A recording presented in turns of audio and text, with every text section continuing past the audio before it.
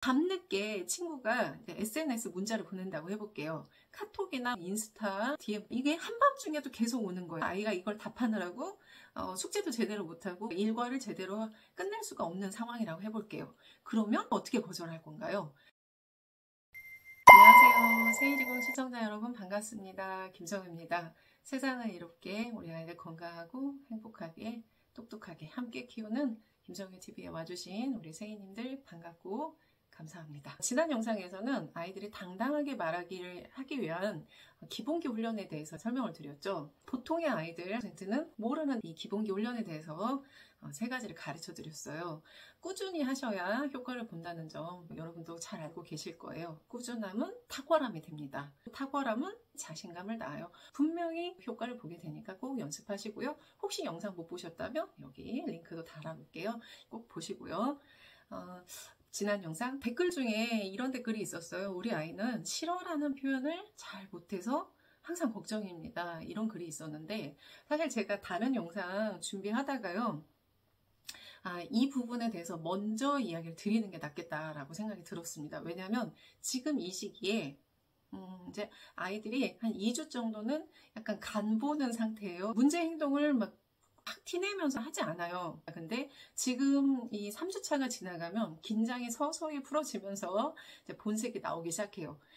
짓궂었던 아이들은 짓궂게 행동을 할 거고요. 장난이 심한 아이들은 또 장난을 심하게 칠 겁니다. 욕을 하던 아이는 욕을 하겠죠. 본인에게 익숙하고 편한 방식으로 장난도 치고 심한 말도 하고 어쩌면 괴롭히는 일을 할 수도 있어요. 중요한 거는 아이가 마음 다치지 않을 수 있도록 우리가 신경 써서 잘 살펴주는 거예요. 지난 영상에서도 말했듯이 꾸준하게 함께 연습하는 겁니다. 그래서 이번 영상에서는 뭔가 하기 싫을 때, 안 하고 싶을 때 바로 절에 대한 이야기를 해드릴게요. 싫다라는 말을 할 수 있다는 건 중요한 거지만 이게 어려운 이유는 평소에 이런 표현이 익숙치 않기 때문이에요. 사실은 어른인 저도 익숙치 않아요. 누가 원치 않는 부탁을 하거나 요구할 때도 싫어 이런 말이 곧바로 튀어나오지 않습니다. 네, 여러분은 그런 말 하시나요? 아마 대부분은 익숙치 않으실 거예요. 아이들 같은 경우는 그런 행동이 마치 나쁜 행동처럼 생각되는 경우가 있어요. 그래서 이 거절에 대한 지도를 하실 때 유의할 점 먼저 짚어드릴게요. 첫 번째는 거절이 나쁜 게 아니야를 분명하게 가르쳐 주셔야 돼요. 이거를 잘못 이해하게 되면 나쁜 행동하는 것 같은 죄책감을 아이가 품게 돼요. 친구가 하자고 했는데 거부하네? 나 조금 그런가? 이렇게 생각하는 거죠. 이것에 대해서 분명하게 얘기를 해주실 필요가 있어요. 그게 나쁜 거 아니야. 두 번째, 네가 네 거를 지키는 건 옳은 거야. 그게 바로 착한 거야여야 돼요. 이해되시죠? 그게 바로 착한 겁니다. 세 번째, 내 것과 남의 것에 대한 구별과 경계를 바르게 지켜가는 지도는 모든 자존감의 시작이에요. 내가 나를 지키지 못했을 때 우리는 큰 상실감과 상처를 받게 돼요. 내면에 정말 오랜 시간 지워지지 않는 트라우마가 남습니다. 아이들도 똑같죠. 다른 친구가 나한테 짓궂게 하고 뭔가 내가 싫은 것을 계속 반복적으로 괴롭힐 때 이거를 어떻게 하지 못한 아이들은 자존감이 떨어지게 되고 자신감이 없고 위축돼 버려요. 이게 그 아이의 잘못이 아님에도 불구하고 그렇게 생각하게 되는 거예요. 그러니까 우리는 이 심리적인 경계를 명확하게 긋는 것을 자꾸 알려주셔야 되고, 네, 다시 이야기하지만 연습해야 됩니다. 제가 이 아이의 말연습 오늘도 이 책으로 책이랑 꽃이랑 잘 어울리네요. 사실은 책의 가장 큰 핵심이기도 해요. 내가 싫다는 상황에서 싫어라고 말을 하는 것, 잘 거절하는 것 되게 중요하거든요. 이 책을 그래서 썼잖아요. 이런 사례가 있었어요. 아이들이 과학실에서 돋보기를 몰래 가지고 나왔습니다. 학교 뒤로 돌아가가지고 불을 붙였어요. 돋보기로 햇빛 이렇게 비추면 불이 붙잖아요. 그 장난을 친 거예요. 아이들이 보통 이런 장난 치면 어떻게 합니까? 걸리면 누가 봐도 혼날 것 같은 그런 장난을 칠 때는 반드시 동조자를 모으죠. 같이 할 사람을 찾잖아요. 이 몇 명이 같이 했는데 일반 아이들과 아이들이 함께 집에 가는 길에 그걸 보게 된 거예요. 그런데 아이들이 부르더랍니다. 그러니까 야 이거 봐, 이거 완전 신기해. 야 빨리 와봐. 오늘 가서 보니까 그런 장난을 치고 있었어요. 그러니까 야 너네들 좀 빨리 와봐. 또 이거 한번 해봐요. 아이는 그 돋보기를 가져다가 불을 붙이면서 놀았어요. 근데 저희 반 아이는 그 자리에서 정확하게 거절의 표현을 했습니다. 그리고 저한테 와서 사실을 알려줬고 저는 가서 그 애들을 불러다가 혼내죠. 저희 반 아이는 그럼 그때 어떻게 말을 했을까요? 저는 이 지도를 그 전부터 했거든요. 그러니까 거절하는 말하기를 평소에 해두어야 그런 상황이 왔을 때 거절을 제대로 할 수 있는 거예요. 저희 반 아이는 거절을 했고 옆반 아이는 거절을 못했거든요. 네, 왜 어떤 아이는 하고 어떤 아이는 못할까요? 똑같은 학년인데, 똑같은 나이인데. 이것은 평소에 연습한 아이가 할 수 있는 거예요. 이제 거절을 한 방법을 설명드릴게요.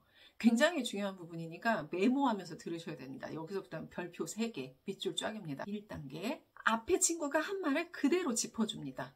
이게 무슨 말이냐면 보통의 아이들이 대차게 팍 받아치는 걸 못합니다. 그렇게 안 나와요. 보통은 그런 상황에서 딱 얼어붙어요. 그건 조금 아닌 것 같지만 그냥 자기도 모르게 그걸 하고는 있는 거죠. 야 일로 와봐, 너 같이 할래? 그러니까 알았어 하고 가는 거죠. 왜 이렇게 나올까요? 이게 평소에 이 아이에게는 익숙하거든요. 많이 해봤던 반응. 그 익숙한 반응이 당혹스러운 상황에서 그 익숙한 반응이 가장 먼저 튀어나와 버리는 거죠.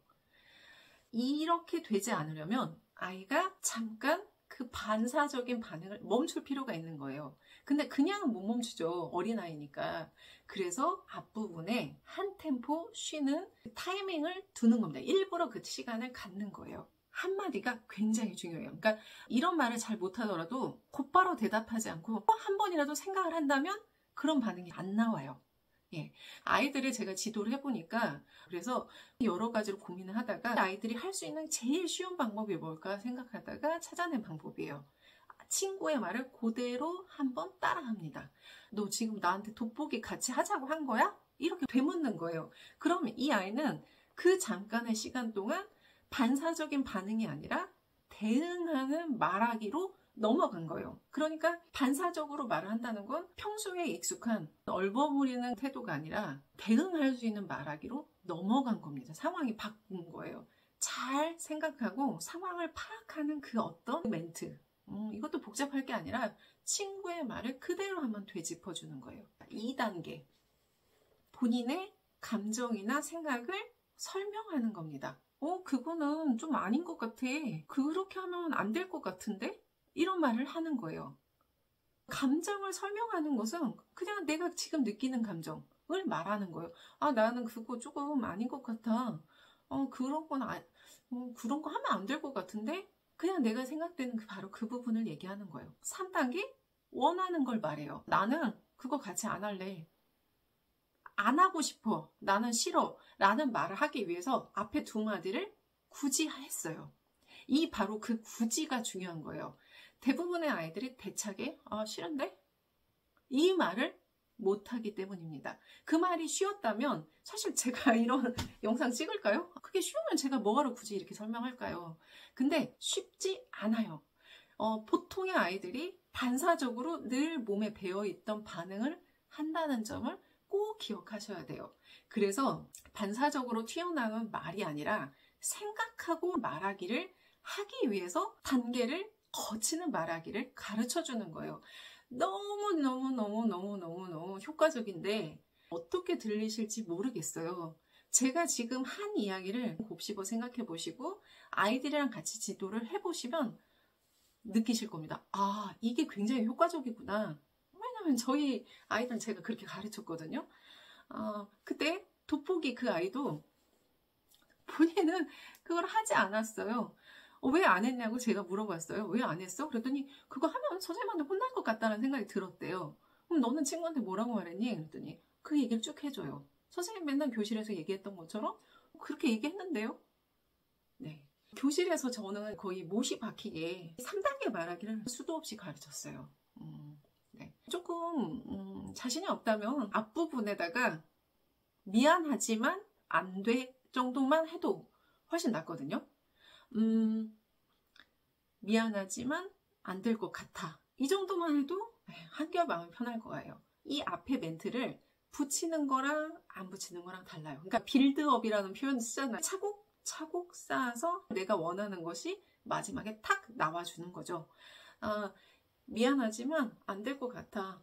미안하지만 안 돼. 하고 거절하는 거예요. 사실 미안한 상황은 아니에요. 하지만 이런 성품의 아이들 같은 경우는 이런 표현이 입에 배어 있습니다. 그리고 그거랑 안 돼라는 말을 붙여주면 훨씬 편하게 대답할 수 있어요. 아이들 실제로 지도해 보시면은 제가 어떤 부분을 짚어드렸는지를 이해하실 겁니다. 3단계 말하기는 제가 앞으로 이 아이에 관련해서 하는 모든 영상에서 똑같이 다룰 거예요.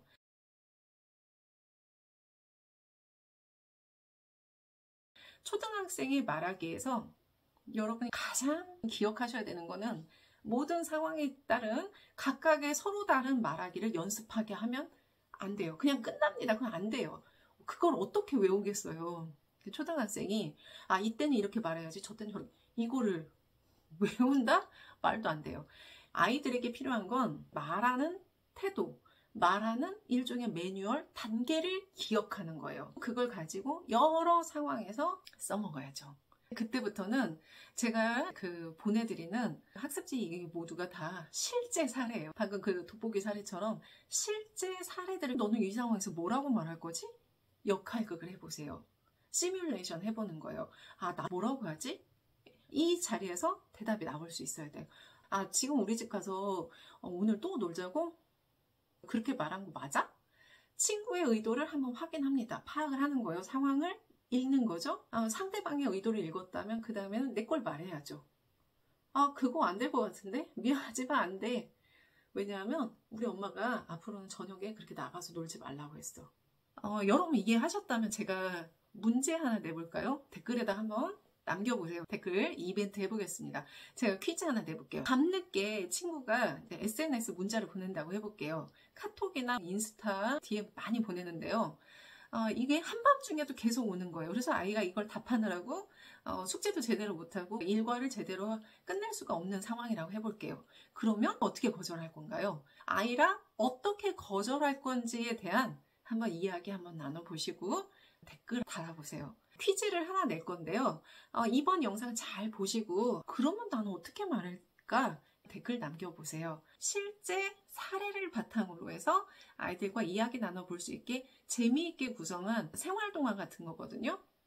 너무 중요하죠. 그냥 문제 풀듯이 해버리면 아무 도움 안 돼요. 진짜 상황에 그 자리가 내가 있는 것처럼 느껴져야 돼요. 사실은 그렇게 동화를 구성하는 것도 쉽진 않았거든요. 이게 그냥 머릿속으로 생각하는 거랑 말로 던지는 거랑 전혀 달라요. 말은 연습이 필요하고 연습이 쌓이면 쌓일수록 자신감으로 연결됩니다. 입에 배고 몸에 딱 배어요. 네, 댓글 남겨주신 분들 중에 이야기 나눠보실 수 있도록 학습지 보내드릴게요. 제가 요새 학교가 바빠가지고 많은 분께 보내드리지 못하는 점 양해 바랍니다. 책에 다 나오는 이야기라 나중에 책 가지고 연습하시면 더 좋겠죠. 네, 오늘 영상 정말 너무 도움되는 이야기를 드린 것 같거든요. 꼭 아이랑 다양하게 활용해 보시길 바랄게요. 다음 영상에서도 좋은 모습으로 만나 뵐게요. 안녕.